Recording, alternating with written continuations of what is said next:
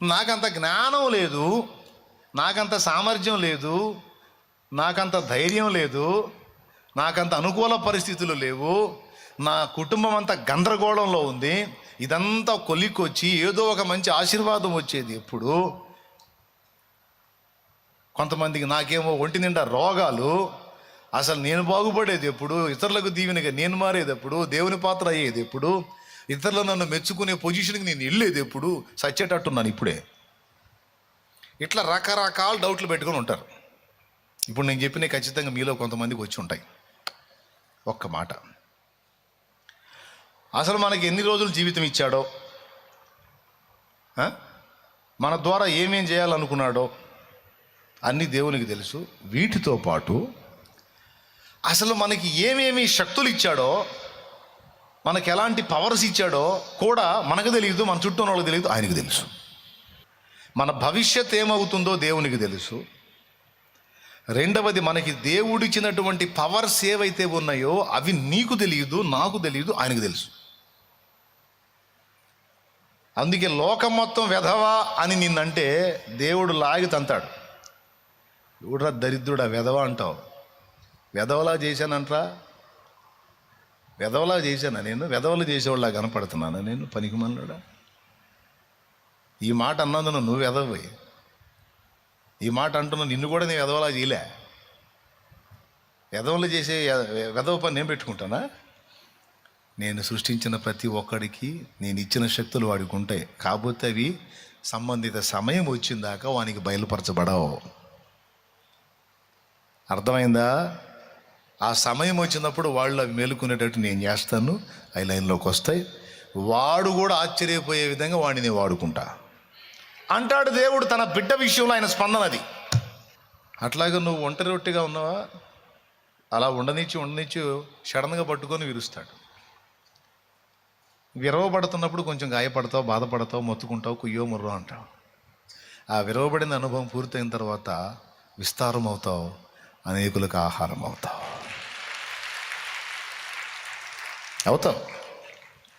చేస్తాడుగా. అత్తరు బుడ్డి పగలగొట్టక మునుపు ఏ స్మెల్ లేదు. మరి అత్తరు బుడ్డి పగలగొట్టింది, గదంతా పరిమళంతో నిండింది. అలాగూ నిన్ను పగలగొట్టక మునుపు నీ నుండి ఏ పరిమళం బయటికి రాదు. ఏదో టైం చూసి కొడతాడు,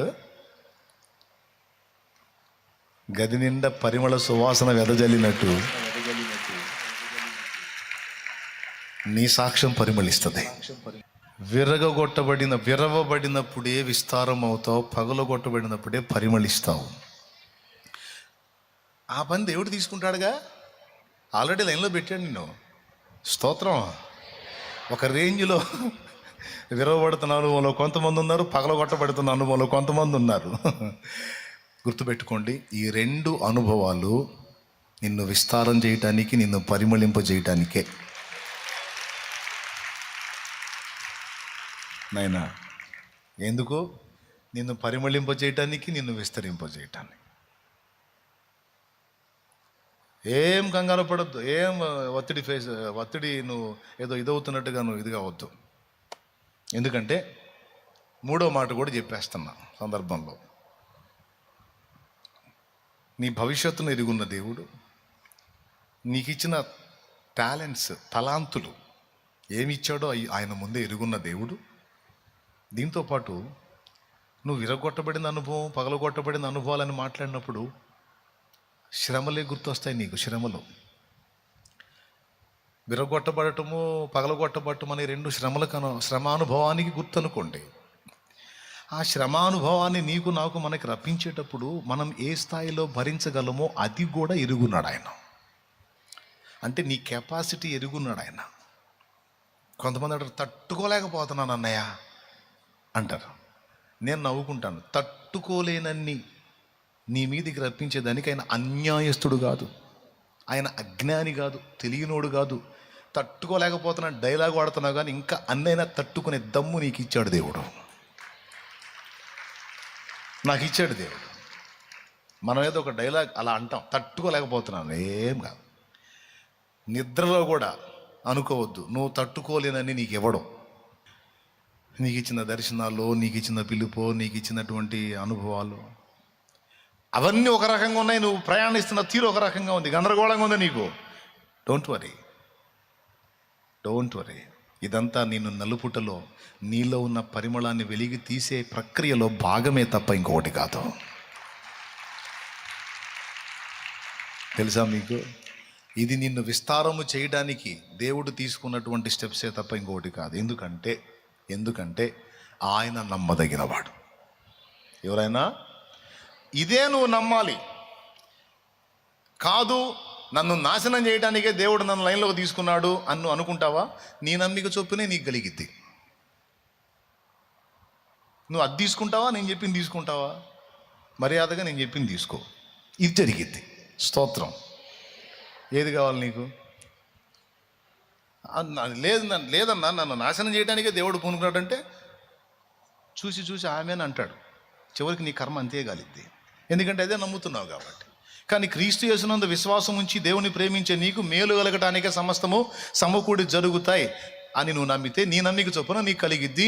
నీకు ఎదురయ్యే ప్రతి శోధన, ప్రతి శ్రమ, ప్రతి ఇబ్బంది, ప్రతి వేదన నీకే ప్లస్గా మారతాయి. పక్క. నువ్వు ఇది నమ్మితే ఇది జరిగిద్ది. లేదు, రివర్స్లో నమ్ముతావా? అనుభవించు, అదే జరిగిద్ది. ఇందు ఆశలు తీరతాయంట, నిరాశలు కావంట, అసలు బతికేటట్టు పోయేటట్టు ఉన్నావు అని మీలో కొంతమంది ఆత్మ ఘోషిస్తుందని నాకు తెలుసు. అయినా సరే మళ్ళీ చెబుతున్నాను, అంత తేలిగ్గా నువ్వు పోవు. దేవుడు నిన్ను పోనీయుడు. నువ్వు పోదామన్నా పోనీయుడు. స్తోత్రం. మరి ఏందన్నా ఈ బాధలో? కాల్చబడకపోతే స్వర్ణం,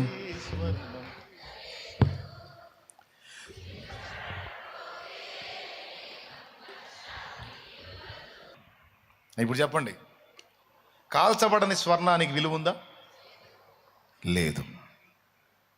మేఘాలు చీల్చబడినట్టు విడిపోకపోతే వర్షం అన్ని ప్రాంతాలకు కురిసిద్దా? ప్రకృతి నియమం అది. చక్కగా బీడుబారిన భూమిని గాయపరచకపోతే పంట వచ్చిద్దా? రాదు.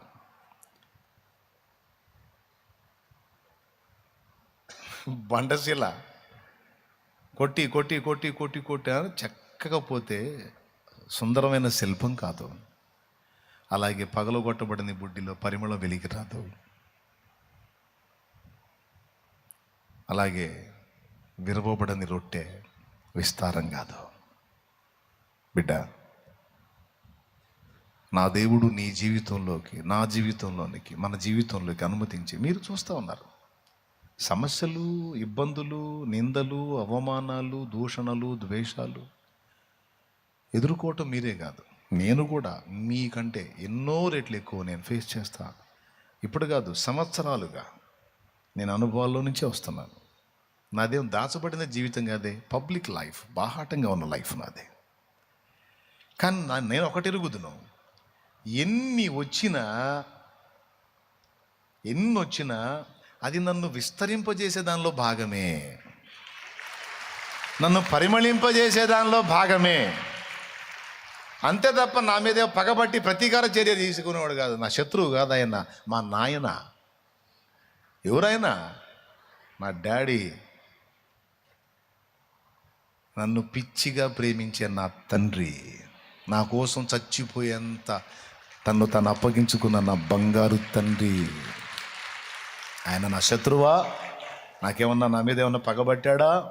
మరి ఎందుకు కొన్ని అనుభవాలు, కొన్ని ప్రతికూలతలు, కొన్ని దారుణమైనటువంటి వేదనామయమైన పరిస్థితి ఎందుకు అంటే ఆయన నాకు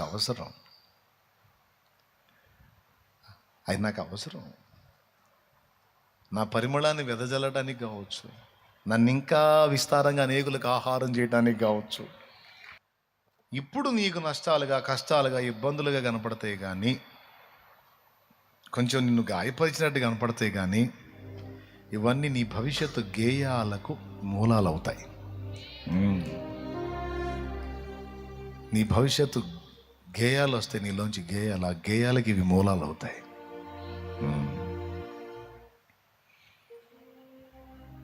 అలా చేస్తాడు ఆయన. ఏమండి, నిన్ను నలగొట్టడానికి, నిన్ను విర్రగొట్టడానికి ఆయన ఏమన్నా నీ మీద పగబట్టాడా? ఆయన ఏమన్నా నీకు శత్రువా? అరే, నువ్వు పాపివై ఉండగానే నిన్ను ప్రేమించి నీ కోసం ప్రాణం పెట్టిన వ్యక్తి ఈరోజు నువ్వు మారు మనసు పొంది బాప్తిస్మం పొంది నీ జీవితానికి ఆయనకు అప్పగించుకొని క్రొత్త జన్మ అనుభవంలోనికి వచ్చి నువ్వు ఆయన అడుగుజాడల్లో నడుస్తుంటే హత్తుకుంటాడా లేకపోతే మొత్తుతాడా? మరి ఎక్కువగా ప్రేమిస్తాడు కదా.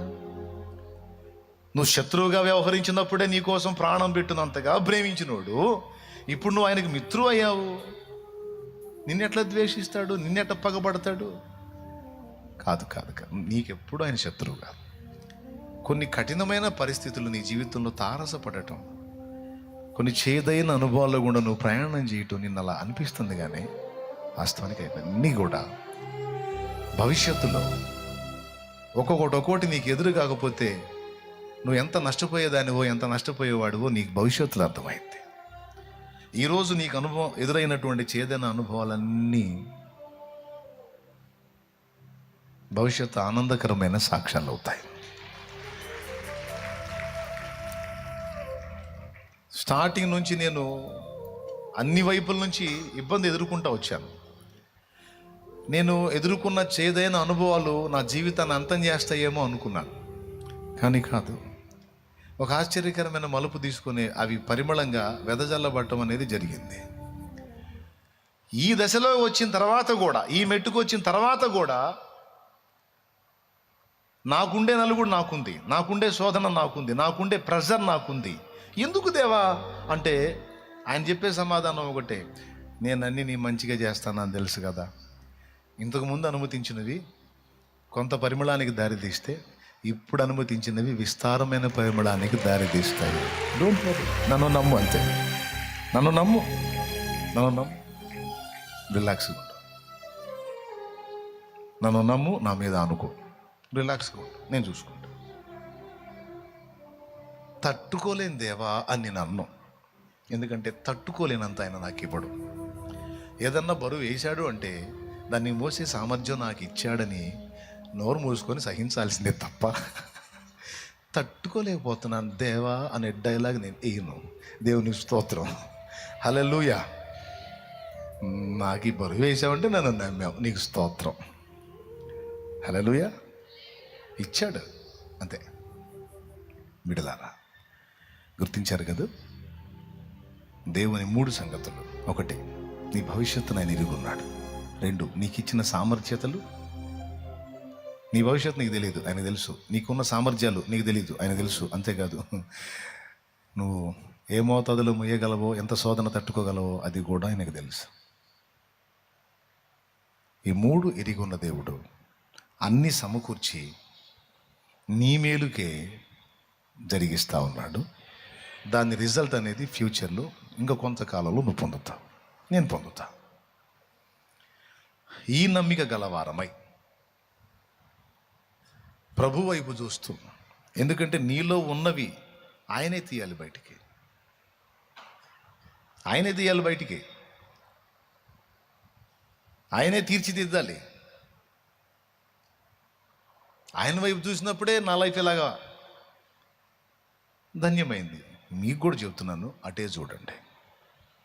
ఖచ్చితంగా ఆయన ప్రమేయం ఉంది నీ లైఫ్లో, ఆయన జోక్యం ఉంది.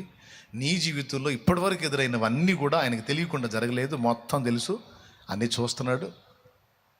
తప్పకుండా ఇవన్నీ కూడా నీకు ఫేవర్గా మారేటట్టు ఆయన చేయబోతున్నాడు, అందుకే రప్పిస్తాడు. ఓకే, అర్థమైంది కదా.